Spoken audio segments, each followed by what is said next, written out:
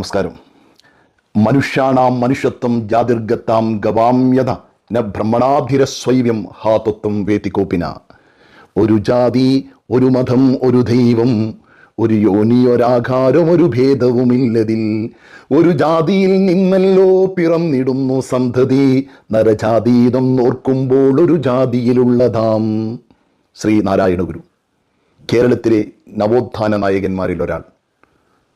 സാമൂഹിക അസമത്വത്തിനെതിരെ തൻ്റെ ആത്മഭാഷയായ കവിതയെ പടവാളാക്കി മാറ്റി പ്രതികരിച്ച കേരളത്തിലെ സാമൂഹിക പരിഷ്കർത്താക്കളിൽ ഏറ്റവും മികച്ചു നിൽക്കുന്ന ആളുകളിൽ ഒരാളാണ് ശ്രീനാരായണ ഗുരു.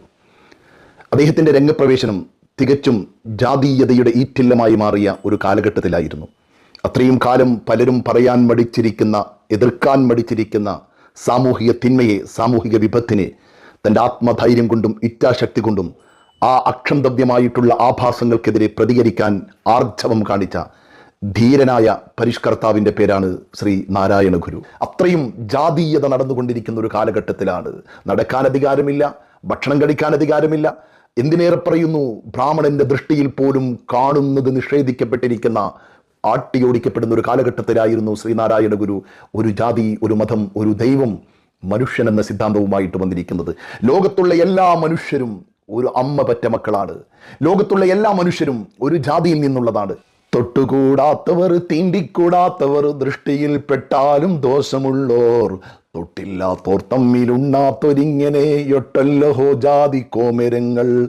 ഭേദങ്ങളറ്റ പൊരുളിനെ കാഹളാമുതി വാഴ്ത്തിയിടുന്നു വേദം നാലും.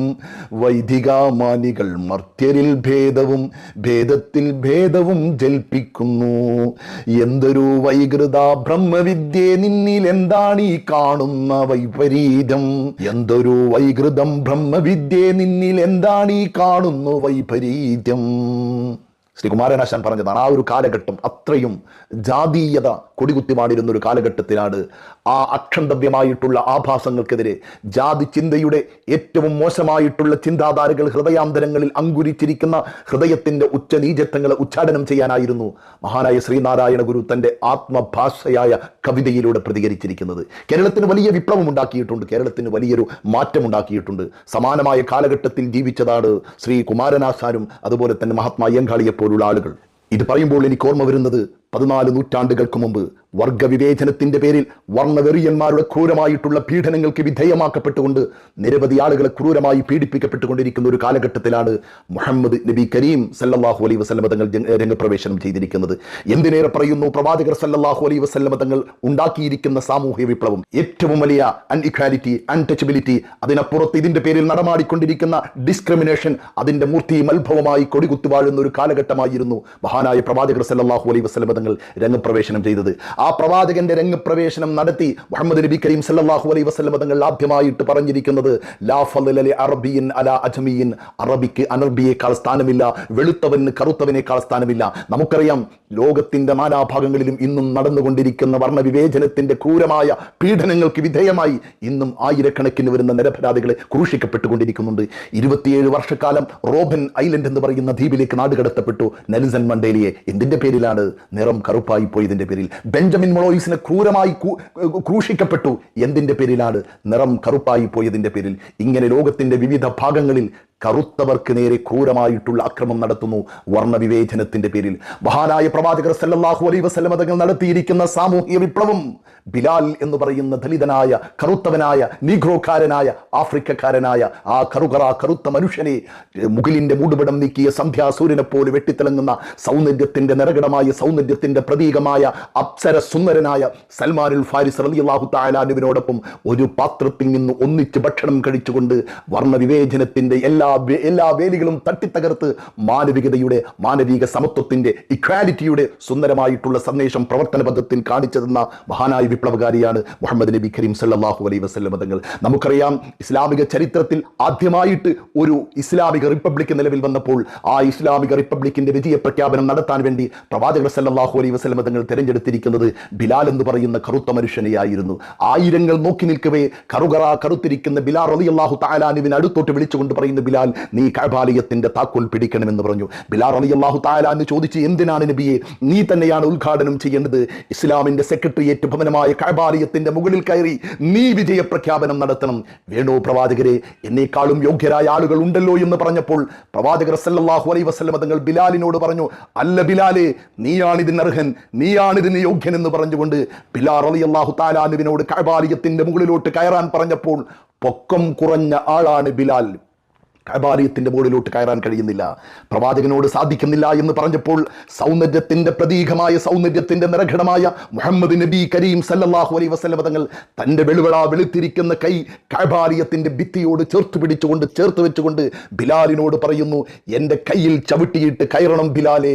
ആദ്യം നിഷേധിച്ചെങ്കിലും പ്രവാചകൻ പറഞ്ഞു, ചവിട്ടുക ബിലാലെ എന്ന് പറഞ്ഞ് ബിലാൽ റളിയല്ലാഹു തആല അൻഹു പ്രവാചകന്റെ കയ്യിൽ ചവിട്ടിയിട്ട് കഅബാലയത്തിന്റെ മുകളിൽ കയറി വിജയപ്രഖ്യാപനം നടത്തി. കഅബാലയം ഓപ്പൺ ചെയ്ത് ആ ബിലാലിന്റെ കറുത്ത കൈ പിടിച്ചുകൊണ്ട് പ്രവാചകൻ ഉയർത്തി. എന്നിട്ട് ലോകത്തോട് പറഞ്ഞു, ലാ ഫളല ലി അറബിയിൻ അലാ അജമിയിൻ കുല്ലുകും മിൻ ആദം വ ആദമ മിന തുറാബ്.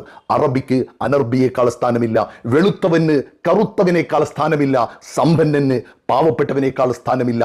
നിങ്ങളെല്ലാം ആദമിന്റെ മക്കളാണ്, ആദമിനെ പടച്ചിരിക്കുന്നത് മണ്ണിൽ നിന്നാണ്, നിങ്ങളെല്ലാം സമന്മാരാണ്, നിങ്ങളിൽ ഏറ്റവും ഉത്തമൻ തഖ്വയുള്ളവനാണ്, ഭക്തിയുള്ളവനാണെന്ന് പഠിപ്പിച്ച് ലോകത്തെ ഏറ്റവും വലിയ സാമൂഹിക സമത്വത്തിന്റെ വിപ്ലവം കാണിച്ച മുഹമ്മദ് നബി കരീം സല്ലല്ലാഹു അലൈഹി വസല്ലം തങ്ങളെയാണ് എനിക്കിത് പറയുമ്പോൾ ഓർമ്മ വരുന്നത്. ഞാൻ പറഞ്ഞു വരുന്നത്, മഹാനായ ശ്രീനാരായണ ഗുരു ഏറ്റവും ബുദ്ധിപരമായിട്ടാണ് ഈ സാമൂഹിക അസമത്വത്തിനെതിരെ പ്രതികരിച്ചിരിക്കുന്നത്. ശ്രീനാരായണ ഗുരു ഒരിക്കൽ യാത്ര ചെയ്യുമ്പോൾ ഒരാൾ ചോദിച്ചു, സ്വാമിജി അങ്ങയുടെ ജാതി ഏതാണെന്ന്. പുഞ്ചിരിച്ചുകൊണ്ട് ശ്രീനാരായണ ഗുരു പറഞ്ഞിരിക്കുന്നത്, കണ്ടാൽ അറിയില്ലെങ്കിൽ പറഞ്ഞാൽ എങ്ങനെ അറിയും? കണ്ടറിയാത്തവൻ എങ്ങനെ പറഞ്ഞു മനസ്സിലാക്കി തരാൻ പറ്റും? നാരായണ ഗുരു അതാണ് പറഞ്ഞത്, ആരു നീയൊന്നു കേൾക്കേണ്ട നേരുമൈ തന്നെ ചൊൽകയാൽ, ആരു നീയൊന്നു കേൾക്കേണ്ട നേരുമൈ തന്നെ ചൊൽകയാൽ, ഇനമാർന്നുടൽ താൻ തൻ്റെ ഇനമേതൊന്നു ചൊൽകയാൽ, ഇനമേതൊന്നു കേൾക്കില്ല നിനവും കണ്ണുമുള്ളവൻ. നാരായണ ഗുരു പറഞ്ഞിരിക്കുന്നത്, ഒരു മനുഷ്യന്റെ ശരീരം കണ്ടാൽ ഏത് ജാതിയാണെന്നറിയല്ലോ, ഏത് ഇനത്തിൽപ്പെട്ടതാണെന്നറിയല്ലോ. അതിനുശേഷം 1888 അദ്ദേഹം അരുവിപ്പുരത്താശ്രമത്തിൽ എഴുതി വെച്ചിരിക്കുന്നു, ജാതിഭേദം മതദ്വേഷം ഏതുമില്ലാതെ സർവരും സോദരത്തേനെ വാഴുന്ന മാതൃക സ്ഥാനമാണിവിടം. നാരായണ ഗുരു ഏറ്റവും പ്രത്യേകമായി പറഞ്ഞിരിക്കുന്ന കാര്യമാണ്, നിങ്ങളുടെ കർമ്മങ്ങൾ ധർമ്മങ്ങളിൽ അധിഷ്ഠിതമായിരിക്കണം. ജനങ്ങളെ ബോധിപ്പിക്കാൻ വേണ്ടി ചെയ്തിട്ട് കാര്യമില്ല, നിങ്ങൾ ചെയ്യുന്ന കർമ്മങ്ങൾ ധർമ്മങ്ങളിലായിരിക്കണം. ഈ പ്രപഞ്ചമാസകലം സൃഷ്ടിക്കപ്പെട്ടിരിക്കുന്ന ഏകനായ ദൈവം ഈശ്വരൻ, അവൻ ഏറ്റവും വലിയ ധർമ്മമാണ്. ഞാനും വിശ്വസിക്കുന്നത് തന്നെയാണ്, ഏറ്റവും വലിയ സത്യം ദൈവമാണ്, ഈശ്വരനാണ്, പ്രപഞ്ചനാഥനാണ്. അല്ലാഹു ഹുവൽ ഹഖ്, ഏറ്റവും വലിയ സത്യം അല്ലാഹുവാണ്. നാരായണ ഗുരു പറയുന്നുണ്ട്, ധർമ്മ ഏവ പരം ദൈവം ധർമ്മ ഏവ മഹാദനം ധർമ്മ സർവത്ര വിജയീ ഭവതു ശ്രേയസേ നൃണാം. ധർമ്മ ഏവ പരം ദൈവം ധർമ്മ ഏവ മഹാദനം ധർമ്മ സർവത്ര വിജയീ ഭവതു ശ്രേയസേ നൃണാം.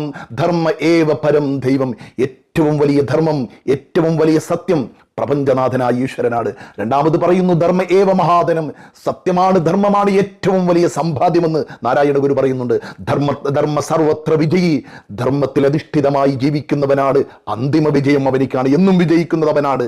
ഭവതു ശ്രേയസേ നൃണാം, തീർച്ചയായിട്ടും മനുഷ്യൻ എന്നും വിജയത്തിലായിരിക്കട്ടെ, ധർമ്മത്തിലായിരിക്കട്ടെ എന്ന് നാരായണ ഗുരു പ്രത്യാശിക്കുകയാണ്. ധർമ്മത്തിൽ അധിഷ്ഠിതമായിട്ടുള്ള പ്രവർത്തനം ചെയ്യാൻ ഇന്ന് ഗുരുവിന്റെ ഭക്തന്മാരെന്നും ഗുരുവിന്റെ അനുയായികളെന്ന് പറയുന്നവർ ദൗർഭാഗ്യകരമെന്ന് പറയട്ടെ. ഈ വർത്തമാന കാലഘട്ടത്തിൽ പല ആളുകളെയും നമുക്ക് കാണാൻ കഴിയുന്നത് നാരായണ ഗുരുവിന്റെ അനുയായികളെന്ന് അറിയപ്പെടുന്ന, പറയപ്പെടുന്ന, അതിന്റെ മുഖ്യധാരയിൽ നിൽക്കുന്നവർ പോലും മഹാനായ നാരായണ ഗുരുവിന്റെ ചിന്തയിലോ ദർശനങ്ങളിലോ പ്രവർത്തനത്തിന്റെയോ ഏഴയലത്ത് പോലും എത്താൻ കഴിയാത്ത, വർഗീയതയില്ലാതെ, ജാതീയതയില്ലാതെ, മതവിദ്വേഷമില്ലാതെ, വർഗീയതയ്ക്കെതിരെ, മതസ്പർദ്ധയ്ക്കെതിരെ ഏറ്റവും ശക്തമായിട്ടുള്ള നിലപാട് സ്വീകരിച്ച നാരായണ ഗുരു, ആ നാരായണ ഗുരുവിന്റെ അനുയായികൾ എന്ന് പറയുന്നവർ പലരും ഇന്നതിന്റെ ഏഴയലത്ത് പോലും എത്തിപ്പെടാൻ കഴിയുന്നില്ല എന്നതാണ് യാഥാർത്ഥ്യം. ഒരു മതമന്യനു നിന്യമെന്നിലോതും കരുവഭരന്റെ കണക്കിലൂനമാകും ധരയിതിലിന്റെ രഹസ്യം ഒന്നു താനും നറിവളവും ഭ്രമമെന്നറിഞ്ഞിടണം. പൊരുതി ജയിപ്പത് സാധ്യമല്ലെന്നൊരു മതവും പൊരുതിയാൽ ഒടുങ്ങുകയില്ല എന്ന് നാരായണ ഗുരു പറഞ്ഞു. ഒരു മതം അന്യന് നിന്യമാന്നില്ലെന്ന് തോന്നുന്നത് നിങ്ങൾ തീർച്ചയായിട്ടും നിങ്ങളുടെ മനസ്സിന്റെ ബോധ്യമാണ്, ഓരോരുത്തരുടെയും മതങ്ങൾ. പക്ഷേ പൊരുതി ജയിപ്പത് സാധ്യമല്ലെന്നൊരു മതവും പൊരുതിയാൽ ഒടുങ്ങുകയില്ല. ഒരു മതത്തെ പൊരുതി തോൽപ്പിക്കാമെന്ന് ആരും കരുതണ്ട, ഒരു മതത്തെയും പൊരുതി തോൽപ്പിക്കാൻ കഴിയില്ല. ഓരോരുത്തർക്കും അവരുടേതായ മതം, അവരുടേതായ ദർശനം. അവസാനമായിട്ട് എനിക്ക് പറയാനുള്ളത്, വരും തലമുറയുടെ ബാല്യത്തിന്റെ നിഷ്കളങ്കത വിട്ടുമാറാത്ത പിഞ്ചു പൈതൽ ജനജീവിതങ്ങളുടെ ഹൃദയത്തിലേക്ക് മാനവീയതയുടെ ഉണർത്തുപാട്ട് പാടിയ ശ്രീനാരായണ ഗുരുവിനെ പോലുള്ള സാമൂഹിക പരിഷ്കർത്താക്കളെ കുറിച്ച് കൂടുതൽ പഠിപ്പിച്ചു കൊടുക്കുവാനും പലരുടെയും ഹൃദയാന്തരങ്ങളിൽ അങ്കുരിച്ചിരിക്കുന്ന ഹൃദയത്തിന്റെ ഉച്ചനീചത്വങ്ങളെ ഉച്ചാടനം ചെയ്യാൻ നാരായണ ഗുരുവിനെ പോലുള്ളവരുടെ സന്ദേശം കാരണമാകട്ടെ എന്ന് പ്രത്യാശിച്ചുകൊണ്ട് ഞാൻ അവസാനിപ്പിക്കുന്നു.